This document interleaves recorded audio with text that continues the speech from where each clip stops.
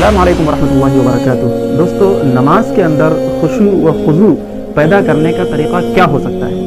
हमारे बुजुर्गों ने लिखा है कि नमाज में खुशू व खुजू पैदा करने का एक तरीक़ा ये होता है कि नमाज के अंदर जो तिलावत की जाए, जो ज़िक्र व अज़कार किया जाए, उसके मानी और मतालिब पर गौर किया जाए। मिसाल के तौर पर हम अल्लाहु अकबर कह रहे हैं तो हमारे जहन में ये होना चाहिए कि इसके मानी है अल्लाह सबसे बड़ा है। हम रुकू कर रहे हैं, रुकू में सुबहान रब्बियल अज़ीम पढ़ रहे हैं तो हमारे जहन में रहना चाहिए कि इसके मानी है कि अल्लाह की ज़ात पाक है जो अज़मत वाला है। हम रुकू से उठ रहे हैं, समी अल्लाहु लिमन हमिदा, तो हमारे जहन में होना चाहिए कि अल्लाह ने उसकी बात सुन ली जिसने उसकी तारीफ की। रुकू से उठ करके सीधे खड़े हो गए, रब्बना लकल हम्द हमने पढ़ा तो हमारे जहन में ये आना चाहिए कि इसके मानी है ए अल्लाह तेरे ही लिए तमाम तारीफें हैं। नमाज के अंदर जब कुरान पाक पढ़ें, छोटी छोटी सूरतें पढ़ें तो उसके तर्जुमे भी हमको मालूम रहे ताकि हमारा नमाज के अंदर दिल लग सके और हम समझ करके उन चीज़ों को पढ़ सकें।